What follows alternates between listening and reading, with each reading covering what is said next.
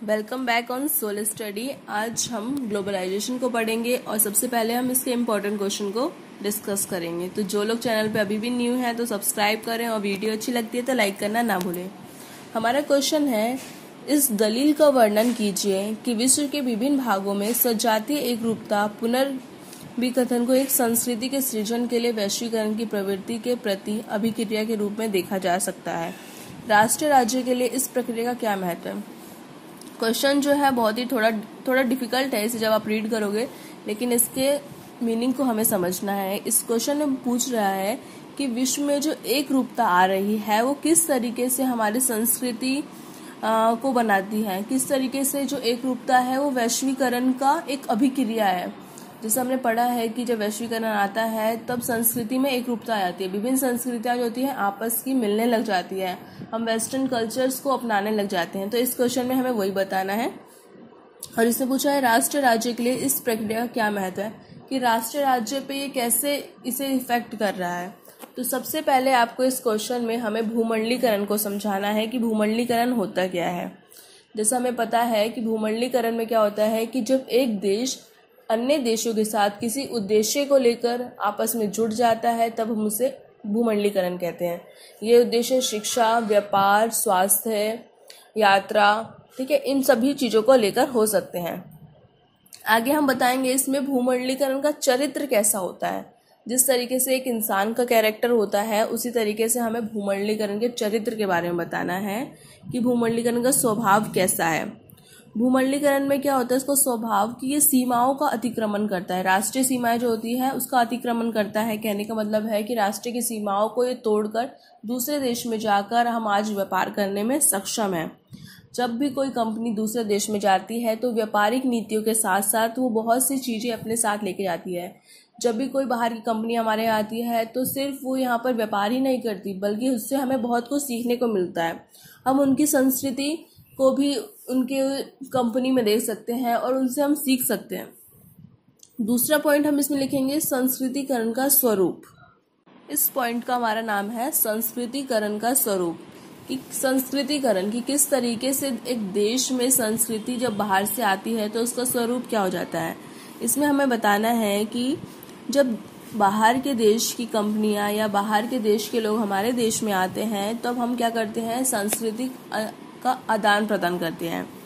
इससे क्या होता है कि बहुसंस्कृतिवाद को बढ़ावा मिलता है, हम बहुत सारी संस्कृतियों को अपनाने लग जाते हैं, सांस्कृतिक विभिन्नता आती है।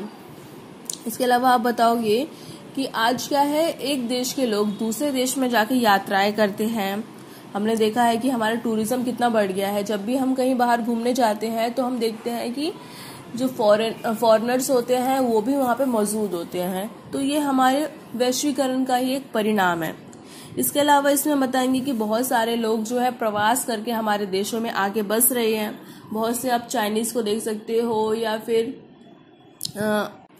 वो म्यांमार के भी होते हैं, कुछ लोग अफ्रीका के भी होते हैं। तो कहने का मतलब है कि प्रवास भी बहुत ज़्यादा बढ़ गया है। जब प्रवासी हमारे देश में आते हैं, अगर कोई चाइनीज़ हमारे घर के आसपास रह रहा है तब हम उसके कल्चर को देखते हैं, उसके कल्चर को सीखने की शुरुआत करते हैं। साथ में वो भी हमारे कल्चर को सीखना चाहते हैं। बहुत से चाइनीज़ जो हैं आजकल साड़ी पहनना भी वियर करना शुरू कर दिया है अगर वो यहाँ रहते हैं। तो इसमें आपको बस यही बताना है कि जब बाहर की कंट्री हमारे देश में आती है तो हमारी संस्कृति पे क्या क्या प्रभाव पड़ता है। अच्छे और बुरे दोनों ही प्रभाव पड़ते हैं इस पे। इसके अलावा अब इसमें सांस्कृतिक चेंजेस के साथ साथ आतंकवाद भी जो है वो आज वैश्वीकरण का एक परिणाम माने जाने लगा है। आतंकवाद भी आज तेजी से फैल रहा है, वो भी वैश्वीकरण का सहारा लेकर। अब अगला पॉइंट हम लिखेंगे संस्कृतिकरण पर चिंतकों का मत, कि अब इतना हमारा संस्कृतिकरण, आज हमारे देश में हम अपनी संस्कृति को भूलते जा रहे हैं, दूसरों की संस्कृति को अपना रहे हैं। तो इससे क्या है, कुछ हमारे जो चिंतक हैं वो चिंतित हो गए कि अगर हम अपनी संस्कृति को भूल जाएंगे तो हमारा जो देश है उसका तो अस्तित्व खत्म हो जाएगा। पहले हम बात करते हैं कि संस्कृतिकरण क्या होता है। जब कोई भी जनजाति, जाति या कोई भी समूह किसी अन्य समूह के लोगों के साथ या अन्य जाति के लोगों के साथ या अन्य देशों के लोगों के साथ मिलता है, आपस में बातचीत करते हैं, तब क्या होता है कि वो एक दूसरे के साथ अपने रीति रिवाजों को, अपनी विचारधाराओं को एक दूसरे के साथ आदान प्रदान करते हैं। तब वो कुछ अच्छी बातें भी सीखते हैं और कुछ उनसे बुरी बातें भी सीखते हैं। ठीक है, बहुत से लोगों का मानना है कि जो वेस्टर्न कल्चर है उसमें ड्रग्स लेना, शराब पीना, ये सब क्या होता है, मामूली बात है। तो ये सारी गलत आदतें हैं जो हम आज सीख भी रहे हैं, लेकिन कुछ अच्छी आदतें भी हैं जो हम उनसे सीखते हैं।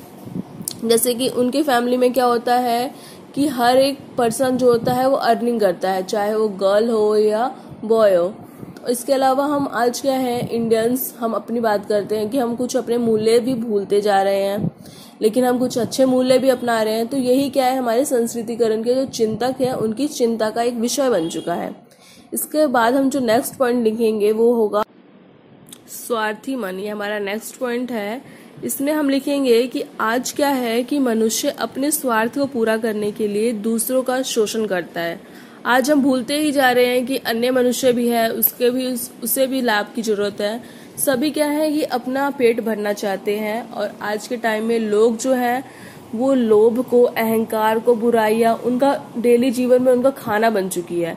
कहने का मतलब है कि वो इन चीजों के बिना आज रह ही नहीं सकते, बस वो अपना ही विकास करना चाहते हैं। तो वैश्वीकरण ने एक ऐसी प्रवृत्ति हमारे समाज में लेकर आया है कि लोग जो है अधिक से अधिक लाभ कमाना चाहते हैं। इसके लिए वो भी ये भी नहीं देखते कि पीछे वाले व्यक्ति को उससे क्या हानि पहुंच रही होगी। और अब आज के टाइम में हम छोटी सी बात को दिल लगाकर बैठ जाते हैं, चाहे हमारा कितना ही बड़ा क्यों ना नुकसान हो रहा हो। तो कहने का मतलब है कि लोगों के मूल्यों में बदलाव आ रहा है, और वो भी किसके कारण, वो भी हमारे वैश्वीकरण के कारण या संस्कृतिकरण के कारण ये बदलाव आ रहा है। नेक्स्ट जो पॉइंट आप लिखोगे वो होगा विलासी संस्कृति। आज जो हम संस्कृति अपना रहे हैं वो कुछ ऐसी हो गई है कि जिन चीजों को हमें छोड़ देना चाहिए हम उसे अपना रहे हैं, और जिनको अपनाना चाहिए उसको हम छोड़ दे रहे हैं। कहने का मतलब है कि आज के टाइम में मांस को, मदिरा को, भोग विलास को, धोखेबाजी को, झूठ को, अहंकार को, इन सब चीजों को हम क्या कर रहे हैं, आज बहुत तेजी से हम ग्रहण कर रहे हैं। जबकि हमें इन चीजों को क्या करना चाहिए, इनका त्याग करना चाहिए। आज लोग जो है वो सुविचार की जगह कुविचार को अपनाने में लगे हैं। आज हम अपने जीवन में हम अपनी ऊर्जा को, अपने जो टैलेंट है उसको भूलकर हम उन चीजों के पीछे भागते हैं जिनसे हमें ज्यादा से ज्यादा पैसा मिलता है।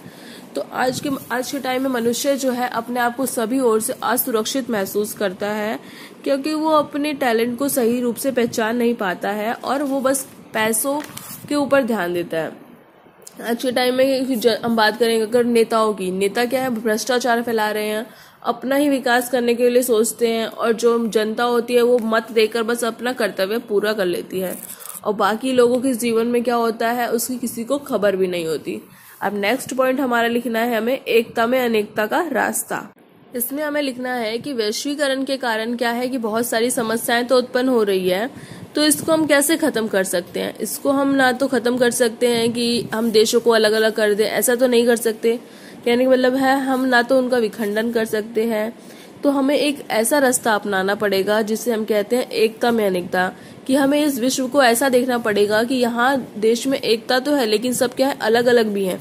कहने का मतलब है कि हमें वैश्वीकरण के लाभों को अपनाना चाहिए, उसके जो दोष हैं उसको दूर रखना चाहिए, अपने से भी और अपने इस राष्ट्र से भी। तभी हमारा देश जो है विकास कर पाएगा। अगर देश को विकास करना है तो उसे वैश्वीकरण का सहारा लेना ही पड़ेगा। तो हमें सकारात्मक वैश्वीकरण का सहारा लेकर अपने देश को आगे बढ़ाने पर ध्यान देना होगा। पहचान का संकट हमारा नेक्स्ट पॉइंट है। इसमें हमें बताना है कि आज क्या है कि न केवल एक व्यक्ति की बल्कि इस पूरे देश की पहचान के ऊपर संकट आ गया है।